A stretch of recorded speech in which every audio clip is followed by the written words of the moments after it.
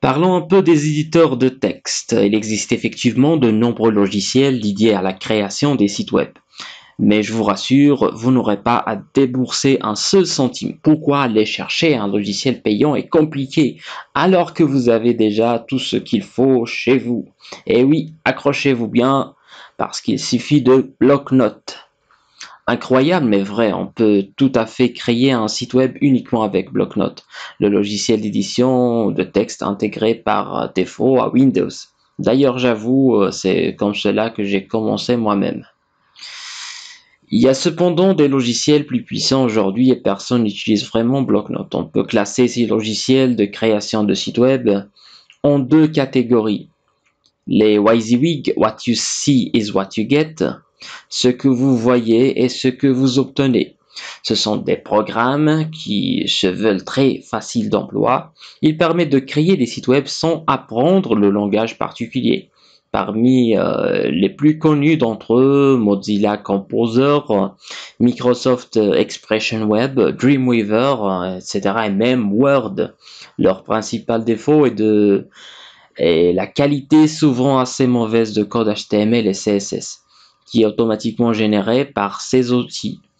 Un bon créateur de site web doit tôt ou tard connaître HTML et CSS. C'est pourquoi je ne recommande pas l'usage de ces outils. Les éditeurs de texte, c'est le deuxième type. Ce sont des programmes dédiés à l'écriture du code. On peut en général les utiliser pour de multiples langages, pas seulement HTML et CSS. Ils se révèlent être de puissants alliés pour les créateurs des sites web. Vous l'aurez compris, je vais vous inviter à utiliser un éditeur de texte dans ce cours. De nombreux éditeurs de texte fonctionnent que vous soyez sous Windows, macOS ou Linux. Ils sont disponibles partout. Je vais vous en proposer plusieurs pour que vous ayez le choix, mais comme je sais que vous allez me demander celui que j'utilise, je vais commencer par vous présenter Sublime Text. Sublime Text est un éditeur de texte devenu très populaire parmi les développeurs. On l'utilise aussi bien pour développer en HTML et CSS que dans d'autres langages Python, Ruby, etc. Il fonctionne sur Windows, macOS et Linux. Il a l'avantage d'être simple, épuré, facile à lire dès le départ. Pas de centaines de boutons dont on ne comprend pas à quoi ils servent. Malgré les apparences, il ne faut pas croire qu'il est limité. Au contraire, il est possible de l'étendre avec tout un système de plugins. Il faut savoir que certains personnalisent énormément leur Sublime Text pour gagner du temps. Donc, sous Windows, voici quelques logiciels que vous pouvez essayer sous Windows. Si vous voulez en tester plusieurs, donc on a Sublime Text, Notepad++, Brackets, Gedit, PSPad, Context, et bien d'autres si vous cherchez l'éditeur de texte sur le web. Sous macOS X, je vous recommande la plupart des mêmes logiciels car ils sont multiplateformes. Voici une petite sélection. Sublime Text, Brackets, Gedit, Smultron et Text Wrangler. Sous Linux, les éditeurs de texte sont légion sous Linux. Certains d'entre eux sont installés par défaut. D'autres peuvent être téléchargés facilement via le centre de téléchargement sous Ubuntu notamment, au moyen de commandes comme apt-get ou apt-get. Voici quelques logiciels que vous pouvez tester. Donc Sublime Text, Brackets, Gedit, Kate, Fime, Emacs, Gedit. Voilà. Les navigateurs. Pourquoi le navigateur est important? Le navigateur est le programme qui nous permet de voir les sites web. Comme je vous l'ai expliqué plus tôt, le travail du navigateur est de lire le code HTML et CSS pour afficher un résultat visuel à l'écran. Si votre code CSS dit les titres sont en rouge, alors le navigateur affichera les titres en rouge. Le rôle du navigateur est donc essentiel. On ne dirait pas, mais un navigateur est un programme extrêmement complexe. En effet, comprendre le code HTML et CSS n'est pas une mince affaire. Le principal problème, donc, les navigateurs n'affichent pas le même site exactement de la même façon. Il faudra vous y faire apprendre l'habitude de vérifier régulièrement que votre site fonctionne correctement sur la plupart des navigateurs. Donc, il y a des navigateurs sur ordinateur, il existe de nombreux navigateurs différents, voici les principaux à connaître. Donc, Google Chrome, le système d'exploitation Windows, Mac, Linux.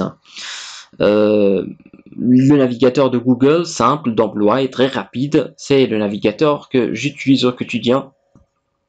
Mozilla Firefox, Windows, Mac, Linux, le navigateur de la fondation Mozilla, célèbre et réputé. Je l'utilise fréquemment pour tester mes sites web. Internet Explorer, ça marche sur Windows, déjà installé sur Windows. Le navigateur de Microsoft qui équipe tous les PC Windows jusqu'à Windows 10 ou Windows 10. Donc le Edge, le fameux Edge de Windows. Le nouveau navigateur de Microsoft qui équipe tous les PC à partir de Windows 10. Il ressemble à Internet Explorer, les logos sont proches, mais c'est une toute nouvelle version, bien plus à jour. Edge est le remplaçant d'Internet Explorer. Safari pour Windows et Mac, elle est déjà installée sur macOS X. Le navigateur d'Apple qui équipe tous les Macs. Et voyons voir, Opera, ça marche sur Windows, macOS, Linux, l'éternel Outsider. Elle est moins utilisée mais propose de nombreuses fonctionnalités. Il est conseillé d'installer plusieurs navigateurs sur son ordinateur pour assurer que son site fonctionne correctement sur chacun d'eux. De manière générale, je conseille de tester son site web régulièrement, au moins sur Google Chrome, Mozilla Firefox et Internet Explorer, voire Edge. Pour compliquer les choses, plusieurs versions des navigateurs coexistent. Alors aujourd'hui, un navigateur comme Chrome sort une nouvelle version presque tous les mois. Les mises à jour sont heureusement de plus en plus fréquentes. Chaque version prend en charge des nouvelles fonctionnalités, mais si les utilisateurs ne mettent pas à jour leur navigateur, cela devient un problème pour les webmasters, comme vous qui créez des sites web. En plus des navigateurs que je vous ai présentés, il faut savoir qu'il existe des variantes de ces navigateurs conçus pour les téléphones portables, en particulier pour les smartphones. De plus en plus de personnes consultent aujourd'hui des sites web sur leur portable. Il faut donc connaître un minimum le fonctionnement des navigateurs sur les téléphones. En fait, vous n'allez pas être dépaysé, la plupart des navigateurs sur smartphone sont les mêmes que sur ordinateur, dans une version plus légère adaptée au mobile. Donc un petit résumé de tout ça, le web a été inventé par Tim Berners-Lee au début des années 1990. Pour créer des sites web, on utilise deux langages informatiques, HTML et CSS. HTML permet d'écrire et organiser le contenu de la page, paragraphe, titre, et CSS permet de mettre en forme la page, couleur, taille, etc. Il y a eu plusieurs versions de langage HTML et CSS. Les dernières versions sont HTML5 et CSS3. Le navigateur web est un programme qui permet d'afficher les sites web.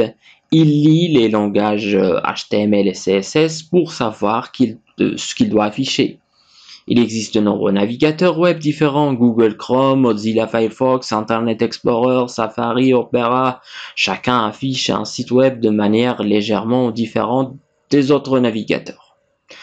Dans ce cours, nous allons apprendre à utiliser le langage HTML et CSS. Nous travaillerons dans un programme appelé éditeur de texte, par exemple Sublime Text, Notepad++, Gedit, Vime. Donc, merci de votre attention.